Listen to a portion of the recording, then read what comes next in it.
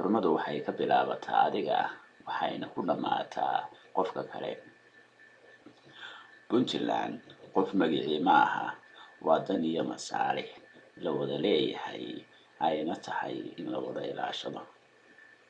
guud ahaan Puntland iyo intuu gaaro amarkeedu garowiyo guddoonka shirtiyo gudan nugalele geesa qardood iyo karkar gudubyadiisii leh gacanka cadmed goolis iyo beri guntiisii leh geesta sanaag iyo saraar gol iyo haylale gobonnimada hoygeeda iyo gudaha soolole gudgududka bohole iyo gamasyadii cayle garowgii galdoob iyo buri iyo gogol wanaagile gafkame.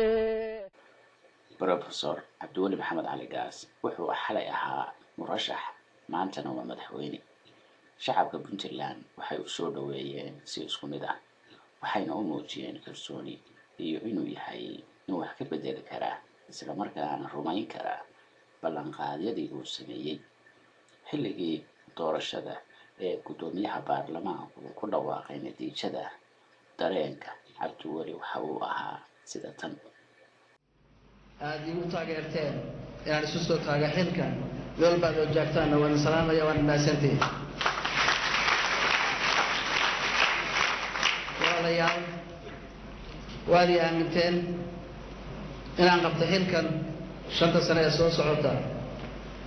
waxaan hor ilaahay idin sheegayaa inaan si daacadnimo ah aan ugu shaqeeyo xilkan aad igu aaminteen una gubto waajibkan sida uu farayo dastuurka dowladda Puntland.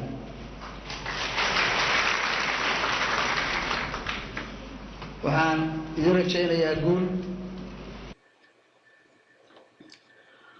doorashadii Professor Cabdiweli Maxamed Cali Gaas waxay ahayd yadidiilo iyo rajo wax ka bedeshay in badan oo ka mid ah shacabka reer Puntland. waxay dhiirigelisay in dadku dib u noqdaan. waxay ahayd guul diblomaasiyadeed oo Puntland albaabada u furtay.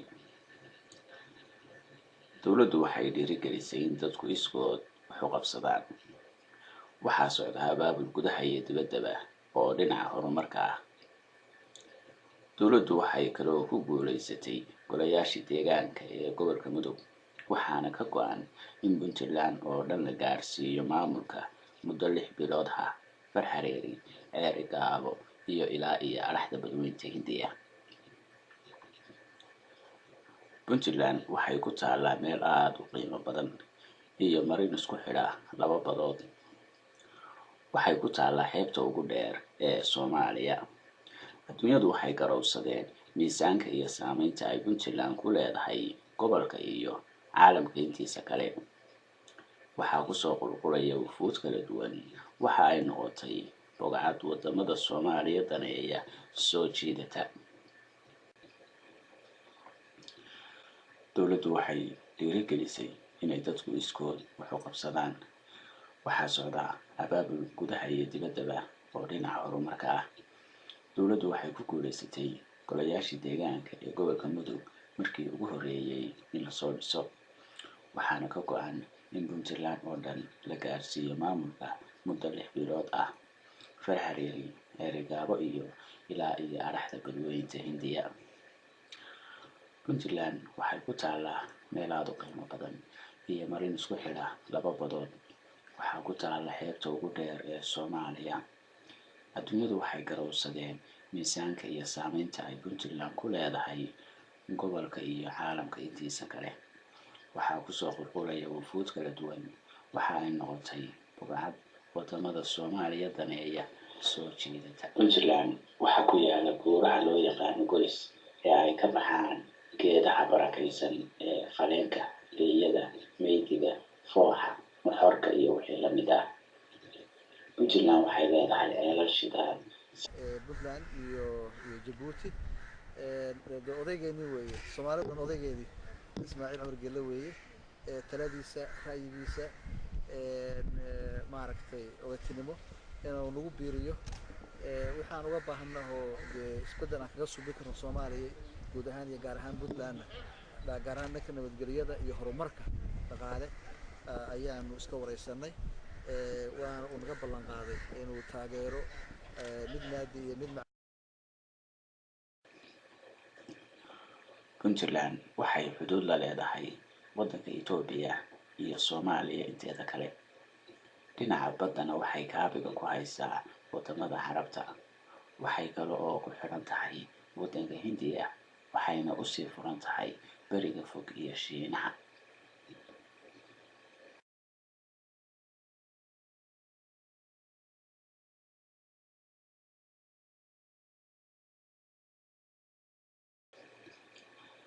taasi waxay keentay inay Puntland dad badani daneeyaan. Waxaa kusoo qulqulaya shirkado doonaya inay maalgashi ku sameeyaan iyo kuwa raba inay macaadin iyo batrool ka baadhaan.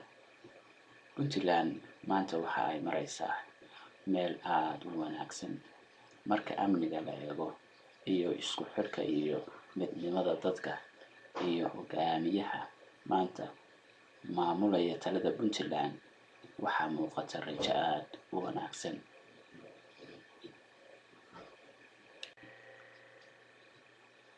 Muhiimadda ay leedahay ayaa keentay inay shirkado badani yimaadaan waddanka oo doonaya inay maalgashadaan. Puntland waxaa ka jira amni la isku halayn karo. Puntland waxa ay dadku u siman yihiin dhammaan adeegyada oo dhan. Cidna lama weydiiyo xagee baad ka timi, xagee baad u socotaa, maxaad ahayd iyo imisaad joogtay waddanka.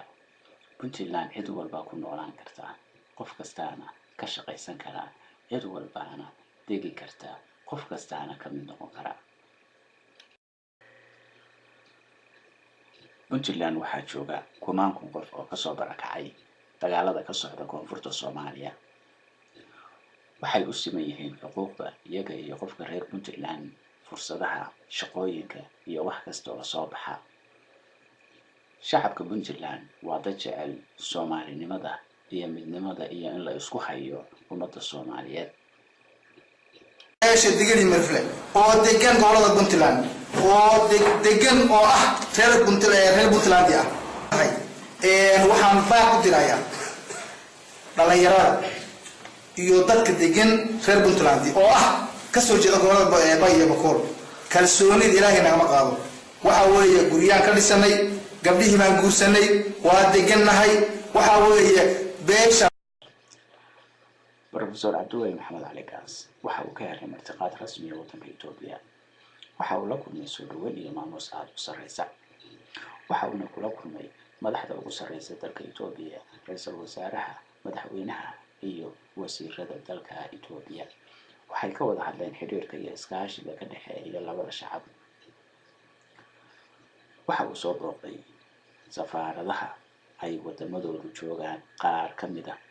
Waxa uu soo booqday macaahidda iyo goobaha waxbarashada. Waxa uuna kala hadlay ardadii muhiimadda ay u leedahay dadka Afrikaanka ah, amniga iyo in laga wada shaqeeyo. Mudane Professor Cabdiweli Maxamed Cali Gaas markaa kadib wuxuu soo aaday ismaamulka Soomaalida ee Jigjiga oo uu ka helay Mudane Cabdi Maxamed Cumar martiqaad rasmi ah. Madaxda dowladda deegaanka Soomaalida iyo shacabka Jigjiga ayaan u kala harin soo dhaweyntii Mudane Gaas. Kulankii labada madaxweyne waxa uu abuuray isu soo dhawaansho iyo taariikh cusub oo u bilaabatay labada shacab.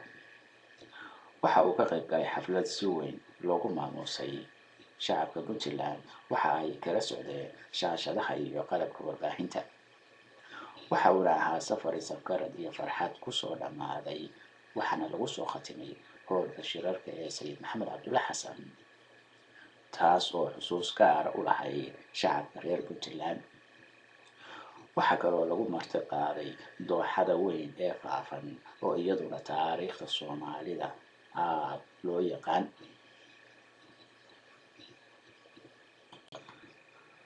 madaxweyne Gaas safaradaasi waxay u ahaayeen guul diblomaasiyadeed, waxaana ka dhalatay in shirkii Bahardar ee lagaga hadlayay amniga iyo horumarka Afrika uu Mudane Gaas Soomaaliya matalo,